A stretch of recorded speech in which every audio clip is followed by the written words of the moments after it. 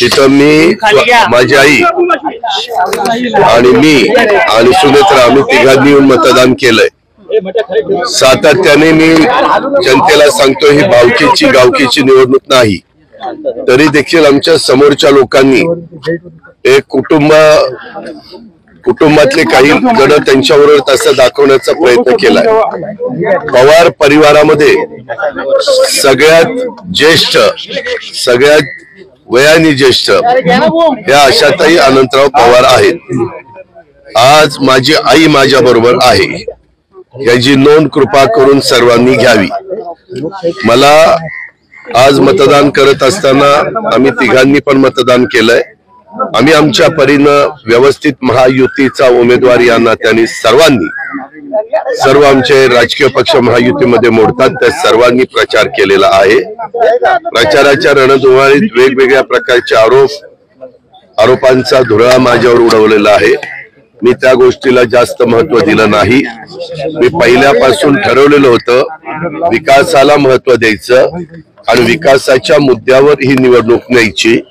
त्या प्रकारे मी माझ्या शेवटच्या सभेमध्ये देखील, ज्याला सांगता सभा म्हणून आपण संबोधता, तिथं पण सगळ्या बारामतीकरांनी प्रचंड प्रतिसाद दिला।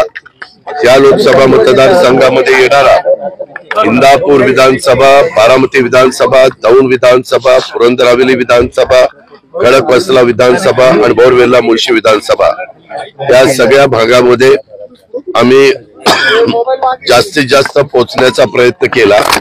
महायुतीचे घटक पक्ष पण सगळेजण तिथं पोहोचत होते आणि प्रत्येक उमेदवार प्रचार करताना निवडून येण्याकरताच प्रचार करत असतो। अंतिम संपूर्ण मतदारांच्या हातामध्ये असतं। डेमोक्रेसीमध्ये मतदार हा राजा आहे आणि तो आज आता मतदान करणार आहे। आम्हाला निश्चितपणे एक विश्वास आहे की गेले अनेक वर्ष बारामतीच्या परिसरामध्ये केलेलं काम आणि केंद्रामध्ये नरेंद्र मोदी साहेबांनी गेले 10 वर्षामध्ये केलेलं काम, या सगळ्याचा विचार करता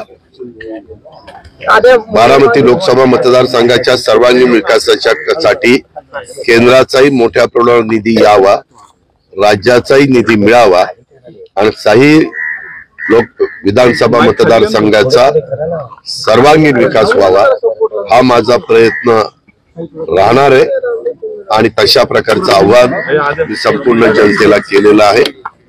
जनता आजपर्यंत मला नेहमीच साथ जनतेने दिलेली आहे, याही वेळेस साथ देईल अशा प्रकारचा मला विश्वास आहे। महायुतीच्या सगळ्या घटक पक्षांनी अतिशय चांगल्या पद्धतीचा आतापर्यंत काम केलेलं आहे। आजचा दिवस आमच्या दृष्टीनं उष्णता भरपूर आहे।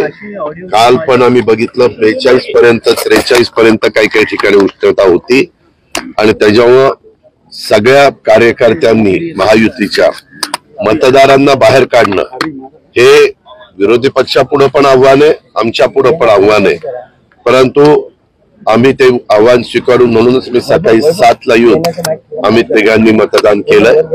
आता बाकीचे पण संध्याकाळी 6 पर्यंत मतदान आहे। उन्हाच्या काळामध्ये मतदानावर थोडासा परिणाम होतो, पण सकाळी लवकर मतदारांनी बाहेर येऊन मतदान केलं तर त्यांनी भारताच्या दृष्टीने एक नागरिक या नात्याने त्यांचा जो हक्क आहे संविधानाने दिलेला आहे, घटनेने दिलेला आहे, त्याचं पालन केल्यासारखं होईल। म्हणून मी आव्हान करीन, जिथं जिथं मतदान आता चाललेलं आहे त्या सगळ्या भागातल्या नागरिकांना, मतदारांना की त्यांनी मतदानाच्या निमित्तानं बाहेर येऊन मतदान करावं।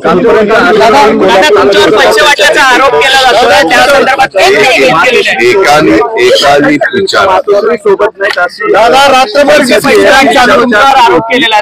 पुरी आरोप केला,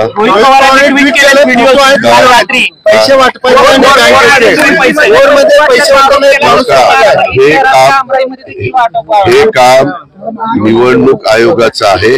त्याच्या संदर्भामध्ये आजपर्यंत 7 विधानसभेच्या 1 लोकसभेची निवडणूक स्वतः लढवलेली आहे। माझा उमेदवार म्हणून मी असले प्रकार कधी करत नाही, कारण असताना दादांता पहिल्यापासून ह्या विरोधकांच्यातले काही बगलबच्चे अशाच प्रकारचे आरोप करत होते, पण मी त्याला फार महत्व देत नाही। हे सगळं पाहण्याचं काम, त्याच्यात स्क्वॉड असतं, त्याच्यात पोलीस यंत्रणा असते, त्याच्यात निवडणूक आयोगाचे ऑब्झर्व्हर असतात, असे सगळे असतात. त्याच्यामध्ये ते आमच्यावर आरोप करतात. मी उद्या आरोप करू शकतो की त्यांनी अतिशय चुकीच्या पद्धतीने या निवडणुकीची हाताळणी केली. अशा पद्धतीने त्यांनी अनेकदा तुम्ही काही पण वेड्यासारखा आरोप करता रे.